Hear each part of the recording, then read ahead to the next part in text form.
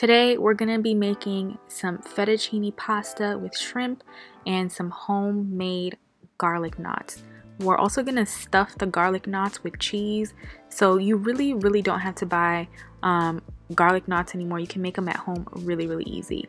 So the first thing I'm going to do is roll out my pizza dough. I have a pizza dough recipe that I'm going to link to, and I'm just going to roll that out and then cut it into 4 slices. Now we are going to be using a good amount of butter. I just melted mine in the microwave for about 10 seconds until it became a little bit liquidy. Is butter a carb? Yes! Please do not substitute the butter. If you wanted a diet recipe, you wouldn't be watching a cheesy garlic knot recipe video. Okay, let's not play ourselves. So to the butter, I'm going to be adding some garlic powder, some cayenne pepper, some thyme, and some Italian seasoning.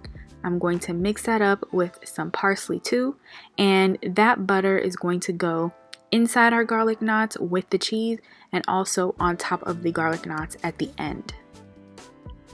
Here I'm just grating in some fresh garlic because we want the fresh garlic flavor in there as well. Obviously it's a garlic knot, so we're going to be adding in a ton of garlic. The first thing I do is I lay out my mozzarella cheese. You want the mozzarella in the middle of your dough. You're going to put in that butter mix that we just made, close everything up, and you're going to tie that into a knot. I'm going to show it to you one more time so that you can see how to do it again. Drop in your mozzarella, add in your butter mix, and then you want to close it all up. And sometimes what I do is I'll give the dough a little bit of a roll too, because sometimes it will open back up. So I just like to roll the dough out with the cheese in it so that it doesn't, so that all the edges of the dough are sealed in. Then I tie it in a knot and boom, those are our garlic knots.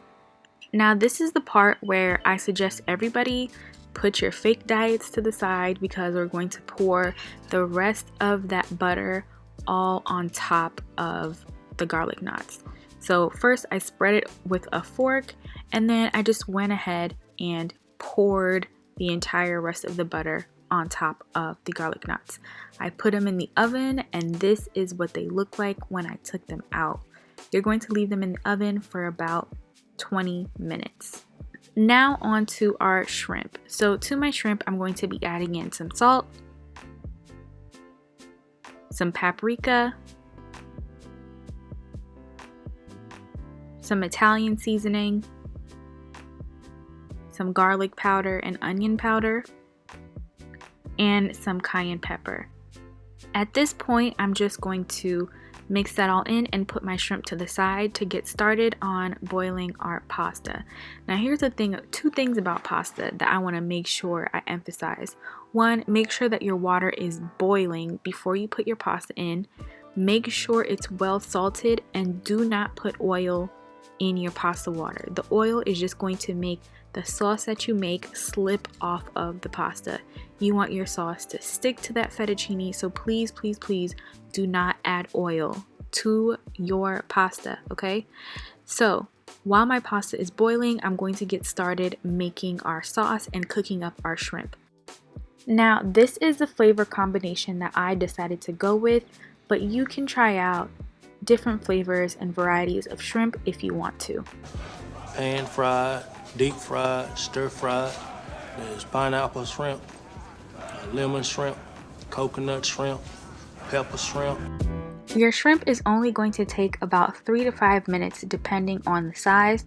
I'm going to go ahead and put that to the side and get started on our cream sauce. Please use the same pan for this because you want all of the flavor from the shrimp to go into your cream sauce. I used evaporated canned milk instead of heavy cream because I just like that taste better. I added in some thyme, some garlic, some chicken bouillon seasoning. Very important, please add that chicken bouillon seasoning. And I added in some Italian seasoning.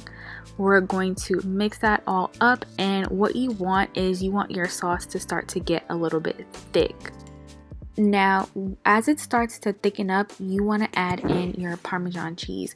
I had some shredded cheese as well as some block cheese left over, and so I grated that into my sauce. Now, you know this sauce is going to be good because we have milk, we have cheese, we have seasonings. It's going to be popping. So by the time we add our pasta in there, the sauce will have already thickened up a little bit. And this is really what it should look like when your sauce is done. Then I'm going to add in some pasta water that I reserved, and I'm going to put in our pasta little by little. Now the reason why I put it in batches is just because it's just easier for me to manage instead of dumping the entire thing of pasta in there, because I'm using a pot or a pan that's kind of smaller than what I should be using. So that's literally the only reason why I did that. If you're using a bigger pan, feel free to dump the entire thing in there and just mix it around. As we're finishing up the pasta in the sauce, I'm going to add in some more Parmesan cheese because listen, that Parmesan is really delicious, especially when you're grating it fresh. It's so good. So I added some more Parmesan and I mixed it around. This is what your pasta should sound like.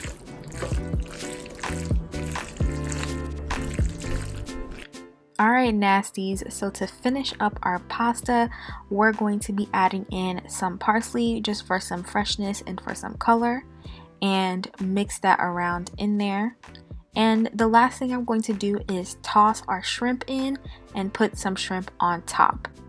At the end, this is what it should look like: your creamy garlic parmesan shrimp fettuccine and your cheesy stuffed garlic bread that we handmade ourselves. I hope you guys try this recipe out. It's another one that's really easy. Like, cooking does not have to be hard at all. You can make this really quickly at home, and it's gonna be delicious and it's gonna be cheesy.